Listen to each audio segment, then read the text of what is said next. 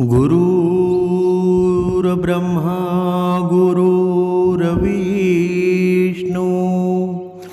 गुरुर्देव महेश्वरा सद्गुरु साक्षात परब्रह्म तस्मै श्री सद्गुरवे नमः। जय जय रघुवीर समर्थ श्रीराम समर्थ। सद्गुरु चरणांना नतमस्तक होऊन आपण या निरूपणास सुरुवात करूया। मायबाप सज्जनांचे स्वागत आहे। समर्थांनी आपल्याला सांगितलेलं आहे ना, मनुष्य जर या वासनेपासून मुक्त झाला ना, तर मनुष्याच्या जीवनामध्ये सर्व काही सुख मिळू शकतील। पण मनुष्य मात्र थांबतो कुठे बरं? या वासनेमुळेच थांबतो ना। ज्याच्या जीवनामध्ये भरपूर भक्ती आहे, पण एका वासनेशी तो जोडलेला असेल ना, तर त्या भक्तीचा काही फायदा होणार नाही। म्हणून बघा, आपल्याला सुद्धा अनुभव आलेला असेल, आपल्या सुद्धा या आयुष्यामध्ये कधी ना कधी असा प्रसंग आलेला असेल, मला भगवंत भरपूर आवडतो, भगवंताची मी उपासना सुद्धा करतो, भगवंताचे सर्व काही श्लोक सर्व काही वाचन सुद्धा करतो, पण माझ्या जीवनामध्ये ही वासना आहे ना, मला कुणाचं तरीही स्पंदने जाणवतात। मला माझ्या पतीशिवाय दुसरा एखादा व्यक्ती आवडतो, मला माझ्या पत्नीशिवाय एखादी स्त्री आवडते। म्हणजे ही वासना आहे ना, मनुष्याच्या जीवनामध्ये नरक यातनाचं निर्माण करते ना, मनुष्याच्या जीवनामध्ये अडथळा निर्माण करत असते।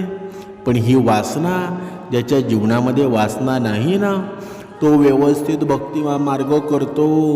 म्हणून समर्थांनी सुद्धा सांगितलेलं आहे ना, मना वासना दुष्ट कामान ये रे, मना सर्वथा पाप बुद्धी नको रे, मना धर्मता नीती सोडू नको, मना अंतरी सार विचार राहो। बघा, समर्थांचा हा श्लोक आहे ना, किती सुंदर वर्णन केलेलं आहे। मनाने ही वाईट वासना आहे ना, हे विकार आणि पाप कर्माकडे वळू नये, धर्म नीती सद्विचार यांचा त्याग करू नये, मनात नेहमी विवेकपूर्ण आणि चांगले नियम ठेवावेत, मनुष्याचं जीवन धन्य होईल। पण हा मनुष्य करतो का बरं? म्हणून आपल्या संतांनी आपल्याला सांगितलं ना, जेवढं तुम्हाला शक्य होईल ना, तेवढं भगवंताच्या नामस्मरणामध्ये राहा। जिथे भजन कीर्तन निरूपण कुठे चालू असेल ना, तिथला आपण स्वाद घ्या। पण आपण ते करतो का बरं? आपल्याला वाटतं की आपले संत असेच सांगत आहेत, पण त्याच्यामागे उद्देश काय असतो बरं? आपलं मन वासनेमध्ये प्रवृत्त होत नाही। आपलं मन आहे ना, वासनेच्या पासून दूर जातं आणि ते भगवंताजवळच जातं ना। म्हणून बघा, तुम्हाला आठवत असेल, विश्वामित्र आणि मेनका यांच्यातलं ही गोष्ट तुम्हाला माहीत असेल। विश्वामित्र कठोर तप करत होते, त्यांच्या तपश्चर्यानं घाबरून इंद्र यांनी मेणकेला त्यांचं तप भंग करण्यासाठी पाठवलं। मेणकेच्या सौंदर्यामुळं विश्वामित्रांचं तप भंग झालं आणि नंतर त्यांना आपल्या मनातील आसक्तीची जाणीव झाली आणि त्यांनी पुन्हा कठोर तप करून आत्मसंयम प्राप्त केला ना। म्हणजे यातून आपल्याला काय स्पष्ट होतं बरं? मनावर विजय मिळण्याचं महत्त्व सांगितलं। म्हणजे मनुष्याच्या जीवनामध्ये आहे ना, तुमच्या जीवनामध्ये वासना आली जरी असेल ना, पण जो वासनेवर विजय मिळवतो तोच खरा मनुष्य आहे ना।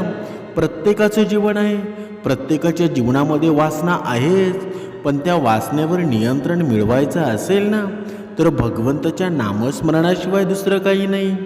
तुम्हाला रावण माहीत असेल, रावणाचा अहंकार आणि परिस्त्रिया लढल्यामुळं त्याचा आणि त्याच्या राज्याचा विनाश झाला ना। ही कथा अनियंत्रित इच्छा आणि अधर्म यांचे दुष्परिणाम आपल्याला दाखवते. भगवान शिव आणि कामदेव तुम्हाला माहीत असतील. कामदेवांनी शिवांची तपश्चर्या भंग करण्याचा प्रयत्न केला. शिवांनी तिसरं नेत्र उघडून कामदेवाला भस्म केलं. या कथेमध्ये संयम, ध्यान, मनावर प्रभुत्व यांचं प्रतिकात्मक महत्त्व सांगितलेलं आहे ना. म्हणजे वासनेच्या स्वरूपामध्ये मनुष्याची हानीच होते ना. आणि जेव्हा मनुष्याची हानी होते ना, तेव्हा मनुष्याच्या जीवनामध्ये दुःखाशिवाय काही येतं का बरं? काहीच येत नाही. बघा, आपण ही वासना आहे ना, मनुष्याच्या जीवनामध्ये कसं जीवन निर्माण करते. आणि जो वासनाधीन आहे ना, पती पत्नीमधला एक जर वासनाधीन असेल तर त्याच्या जीवनामध्ये नक्की होतं काय, ते आज आपण या निरूपणामध्ये पाहणार आहोत. बघा, एका गावामध्ये एक वसलेलं घनदाट आणि पवित्र जंगलाच्या जवळ एक छोटंसं गाव होतं, ज्याचं नाव होतं पिंपळगाव. या गावात अत्यंत साधे आणि सद्गुणी आणि धर्मप्रिय लोक वास करत होते. त्याच गावामध्ये भास्कर नावाचा शेतकरी राहत होता, जो आपल्या आई वडिलांबरोबर आणि आपल्या अर्धांगिणीबरोबर संतोष आणि श्रद्धेने जीवन जगत होता ना. पण ईश्वराची लीला विचित्र असते. त्या शेतकऱ्याची पत्नी जितकी रूपवती होती ना, तितकीच ती चंचल आणि रागीट स्वभावाची होती. ती दररोज काही ना काही कारणानं आपल्या नवऱ्याशी भांडण करत असे. पण तो धर्मनिष्ठ शेतकरी आपल्या संयमानं आणि शांततेनं सर्व काही सहन करत असे. काहीही प्रतिसाद देत नसे. एक दिवशी सकाळ होतात, जेव्हा तो शेतकरी आपल्या शेताकडे जाण्यास निघाला होता ना, तेव्हा त्याची पत्नी रागाने भरून उंच स्वरामध्ये म्हणाली, मला आता या घरात राहायचं नाही, मी हे घर सोडून चालली आहे. तो विनम्र शेतकरी आपल्या पत्नीला शांत स्वरामध्ये म्हणाला, हे प्रिये, तू हे घर का सोडू इच्छितेस बरं? मी काही असा अपराध केला आहे का? त्याच्या पत्नीनं उत्तर दिलं, मला माहीत नाही, पण आता मी तुमच्यासोबत एकही क्षण राहू शकत नाही. हे ऐकून शेतकऱ्याचं हृदय व्यथित झालं. तो मनमन प्रभूस प्रार्थना करू लागला, हे ईश्वर, मी असा कोणतं पाप केलं आहे की माझी पत्नी मला सोडून चालली आहे. तो उदास मनानं जंगलाच्या दिशेने निघाला. तिथे एक पवित्र पिंपळाचं झाड होतं. त्याच्याजवळ एक सुकलेल्या झाडाच्या फांदीवर एक गिधाड बसलेलं होतं. शेतकऱ्यानं पिंपळाच्या झाडाखाली बसून आपल्या अंतःकरणातील वेदना शांतपणे व्यक्त केल्या. गिधाड जे कोणतंही सामान्य पक्षी नाही, ते एक ज्ञानी जीवात्माच होतं ना, जे ईश्वराच्या संकेतानं त्या ठिकाणी उपस्थित झालं होतं. त्यानं शेतकऱ्याची व्यथा पाहिली आणि म्हणाला, हे मित्रा, तू इतका व्याकुळ का झाला आहेस बरं? तुझ्या मनाच्या या विषादाचं कारण काय आहे बरं? शेतकऱ्याने नम्रतेने उत्तर दिलं, हे पक्षीराज, माझी पत्नी दररोज कोणत्याही कारणाशिवाय माझ्याशी वाद घालते आणि आज तर तिनं असं सांगितलं की ती घर सोडून जाईल. मी कोणता दोष केला आहे बरं? गिधाडानं बारकाईनं शेतकऱ्याकडं पाहिलं आणि म्हणालं, हे धर्मात्मा, मी तुला एक प्रश्न विचारतो, तू त्याचं उत्तर देशील का बरं? शेतकरी म्हणाला, हो हे पक्षीराज, तुम्ही प्रश्न विचारा, मी उत्तर देण्यासाठी प्रस्तुत आहे. गिधाडानं विचारलं, तू तुझ्या पत्नीबरोबर रात्री असतोस का बरं? शेतकऱ्यानं लाजून आणि प्रामाणिकपणानं उत्तर दिलं, नाही, मी माझ्या पत्नीबरोबर रात्री कधीच नसतो. गिधाडानं गंभीरपणे म्हटलं, हे सज्जना, आता मला हे समजलं आहे की तुझी पत्नी तुला का सोडून चाललेली आहे. शेतकऱ्यानं आश्चर्यानं विचारलं, हे पक्षीराज, तुम्हाला हे कसं कळलं बरं? कृपया मला सांगावं. तेव्हा गिधाड म्हणालं, हे मित्रा, आता मी तुला काही रहस्यमय आणि धर्मयुक्त गोष्टी सांगणार आहे, त्या लक्षपूर्वक ऐक. तेव्हा तो दिव्य पक्षीराज, जो स्वतः ईश्वराच्या आज्ञेचं पालन करत होता, शांत स्वरात म्हणाला, हे साधका, कधी तुला हे विचार आला आहे का की स्त्रियांना समाधान कधी मिळतं, कधी त्यांच्या हृदयामध्ये समर्पण आणि समाधानाची भावना निर्माण होते? हे केवळ भौतिक आणि स्पर्श किंवा आकर्षण नाही, तर आत्मीयता, स्नेह, सन्मान आणि प्रेममय संगतीनं शक्य होतं ना. गिधाडानं पुढं सांगितलं, तुम्ही कधी ना कधी ऐकलं असेल की एखादी स्त्री दुसऱ्या पुरुषासोबत निघून गेली किंवा एखाद्या पत्नीनं विश्वासघात केला. हे सर्व तेव्हाच घडतं ना जेव्हा तिच्या मनात रिक्तता असते. अशी भावना जी पतीकडून मिळणारे प्रेम, संवाद आणि आत्मिक जोडणीच्या अभावामुळे निर्माण होते ना. जेव्हा एखादी स्त्री आपल्या जीवनसाथीकडून ती आत्मीयता आणि संवाद प्राप्त करत नाही, तेव्हा ती कधीकधी ती भरकटून जाते आणि बाहेर त्या पूर्ततेचा शोध घेऊ लागते. हा दोष आहे ना पूर्णपणे स्त्रीचा नाही आणि केवळ पुरुषाचाही नाही. हा केवळ त्या समतोलाचा अभाव आहे जो दाम्पत्य जीवनामध्ये अत्यंत आवश्यक आहे ना. शेतकरी हे ऐकूनही असमंजसत होता. त्यानं गिधाडाला सांगितलं, हे ज्ञानराज पक्षी, आपलं वचन दिव्य आहे, परंतु अजूनही माझ्या समजुतीत स्पष्ट उत्तर आलं नाही. तेव्हा गिधाडानं शांत भावाने उत्तर दिलं, हे धर्मशील शेतकरी, आता मी तुला एक कथा सांगणार आहे ज्यामध्ये तुझे प्रश्नांचं उत्तर लपलेलं आहे. तू कथा पूर्णपणे ऐक, अखेरपर्यंत हृदयात धारण कर, तेव्हाच तुला समाधान प्राप्त होईल. शेतकऱ्यानं श्रद्धेनं वाकून सांगितलं, हे पक्षीराज, कृपया मला ही कथा ऐकावा, मी ती ऐकण्यासाठी व्याकुळ झालेला आहे. तेव्हा गिधाडानं आपल्या ज्ञानाची धारा प्रवाहित करत ती कथा आरंभ केली. एक वेळची गोष्ट आहे. बघा, एक गाव होतं. तिथे एक प्राचीन आणि अत्यंत जागृत महादेवाचं मंदिर होतं. दररोज तिथे शेकडे श्रद्धाळू भगवान शिवाची पूजा अर्चना करण्यासाठी यायचे. मंदिराजवळ एका श्रीमंत व्यापाऱ्याचा निवास होता. तो आपल्या कुटुंबासोबतच पत्नी आणि 10 वर्षाच्या पुत्रासोबत राहत होता. तो व्यापारी आपल्या पत्नीवर अत्यंत प्रेम करत होता आणि त्याची पत्नीही अत्यंत रूपवती होती ना, सुसंस्कारित होती आणि पतिव्रता स्त्री होती ना. लोक म्हणायचे की तिचे सौंदर्य असं होतं की जो कोणी एकदा पाहतो ना तो मोहातच पडेल. परंतु दररोज व्यापारी आपल्या व्यापारावर निघताच त्याची पत्नी बाहेर कुठेतरी जात असे. हे तिचे नियमित नियम बनलेले होते ना. एक दिवशी व्यापारी आपल्या कामावरून लवकर परत आला आणि घरी पत्नी न दिसल्यानं तो व्याकुळ झाला. त्यानं तिला घरात, गावात, प्रत्येक ठिकाणी शोधलं, परंतु ती कुठेच सापडली नाही. दमून तो घरी परतला. थोड्या वेळानं त्याचा मुलगा शाळेतून परतला. वडिलांनी त्याला विचारलं, बेटा, तुझी माता आई कुठे आहे बरं? मुलानं उत्तर दिलं, बाबा, मी आत्ताच परतलो आहे, मला माहीत नाही. मला तर वाटलं होतं की ती घरी असेल. व्यापाऱ्यानं धीरानं सांगितलं, काही हरकत नाही बेटा, आत ये आणि अन्न ग्रहण कर, तुझी माता लवकरच परत येईल.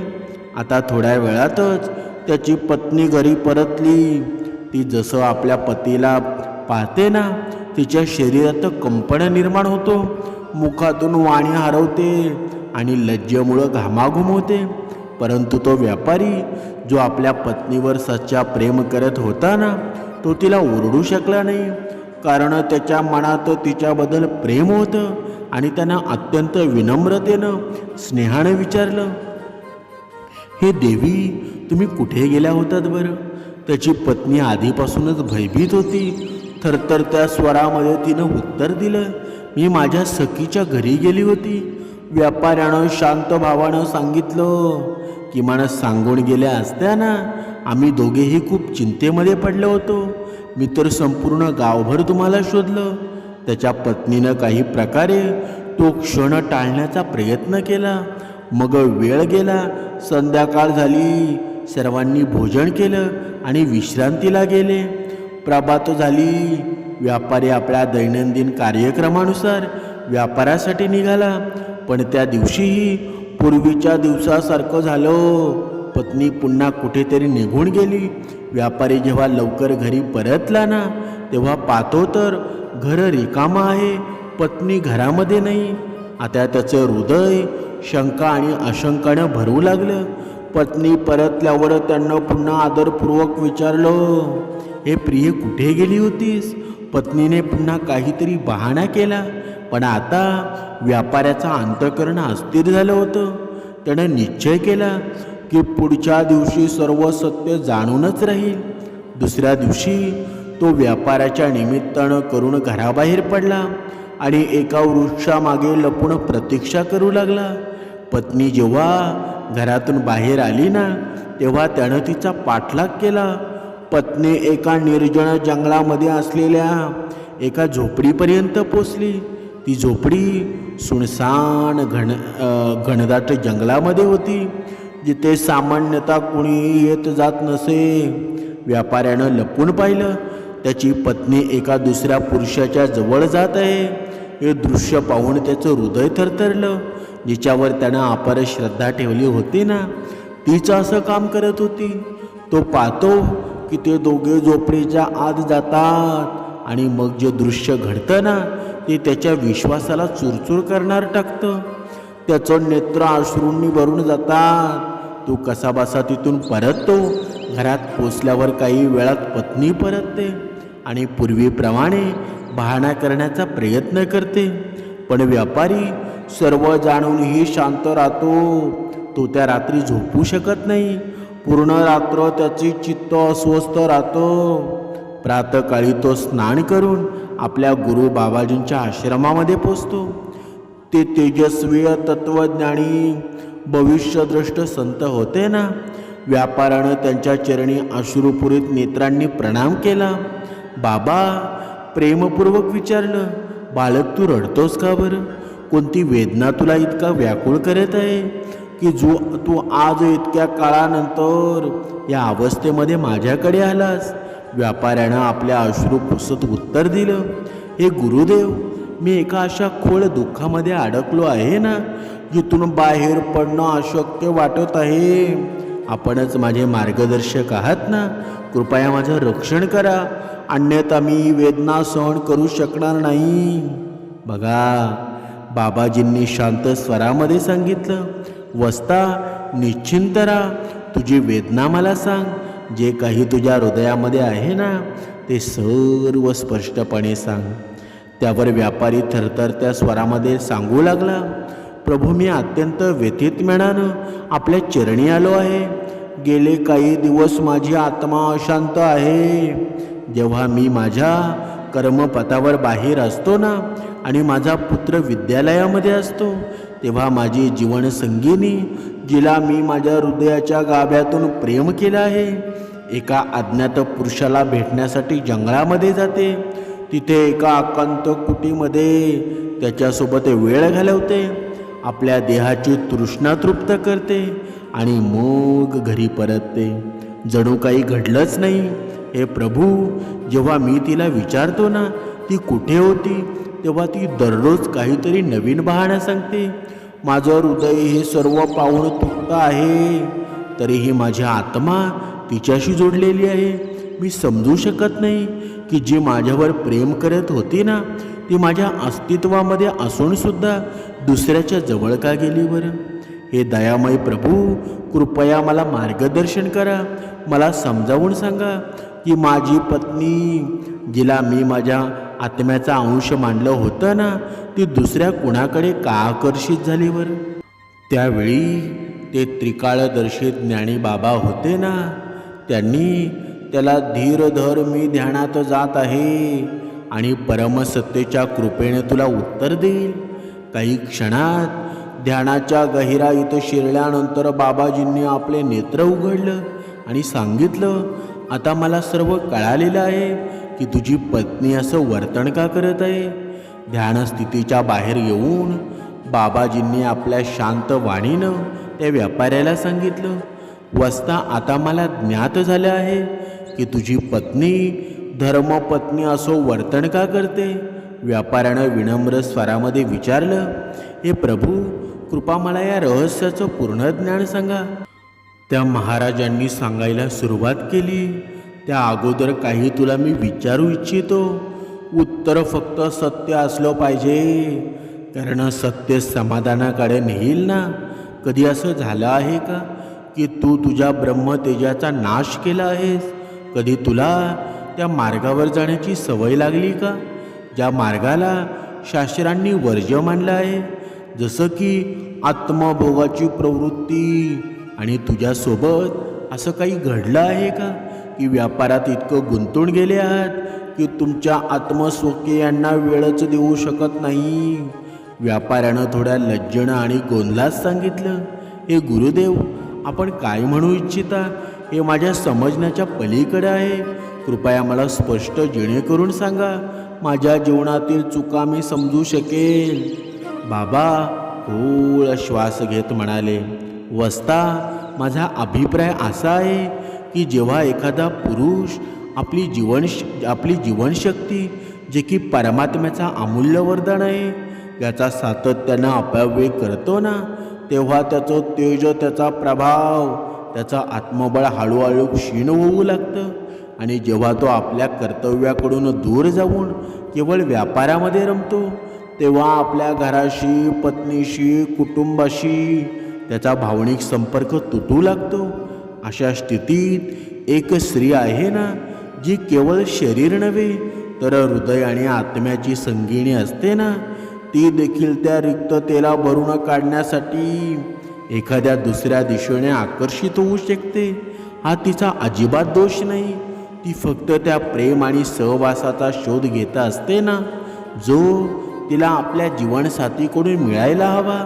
हे ऐकून व्यापाऱ्याच्या डोळ्यामध्ये पाणी आलं. त्यानं हळू आवाजामध्ये कबूल केलं, हे प्रभू, आपण सत्य सांगितलं. मी माझ्या तरुणपणी माझ्या ब्रह्मतेजाचा नाश करत राहिलो आणि आजही माझ्या व्यापारामध्ये इतका गुंततो आहे ना की माझ्या कुटुंबाला मी वेळच देऊ शकत नाही. आता ब्रह्मतेज काय आहे ना, खोलामध्ये जाऊन मी सांगत नाही, पण आपण स्त्री पुरुषांनी समजून जावं की नक्की ब्रह्मतेज म्हणजे काय. फक्त गेले काही दिवस मी वेळेवर घरी परतलो नाही, म्हणजे अन्यथा माझा दिवस आहे ना 16 तास कामातच जात असे. बघा, आपल्या कलियुगात सुद्धा असं घडतं ना. पती पत्नी आपण एकमेकांशी एवढं प्रेम करत असतो ना, पण या पैशासाठी आपण एक हप्ता घरी येत नाही. म्हणून प्रत्येक पुरुषाला सांगणं आहे, प्रत्येक स्त्रीला सांगणं आहे, पैशाशिवाय आहे ना. बघा, आपलं कुटुंब महाग आहे, पैसा कधीच महाग नाही. आपल्या कुटुंबाला वेळ देत जा, नाहीतर मग या कथेप्रमाणे आपल्या जीवनात सुद्धा तसं होईल ना. आता इथे स्त्री वाईट की पुरुष वाईट हे मी अजिबात सांगणार नाही, पण एक गोष्ट नक्की सांगेल की प्रत्येक पुरुषानं आपल्या परिवाराला वेळ द्यायला हवा. आणि जर आपल्या परिवाराला वेळ दिला ना, मग अशी परिस्थिती आपल्या स्त्रीवर येणार नाही, आपल्या पत्नीवर येणार नाही. म्हणून प्रत्येक पुरुषानं आपल्या मुलाबाळांना, पत्नीला जेवढा वेळ द्याल ना, तेवढा तुमचा संसार फुलून जाईल. म्हणून एक गोष्ट लक्षात ठेवा, दोघांनी कधीही भांडणं करू नका. एक भक्ती मार्गामध्ये राहा. या कामदेवापासून आहे ना तुम्ही भरपूर लांब राहाल, या वासनेपासून भरपूर दूर जाल आणि तुमचं जीवन सुखाचं होईल. जय जय रघुवीर समर्थ.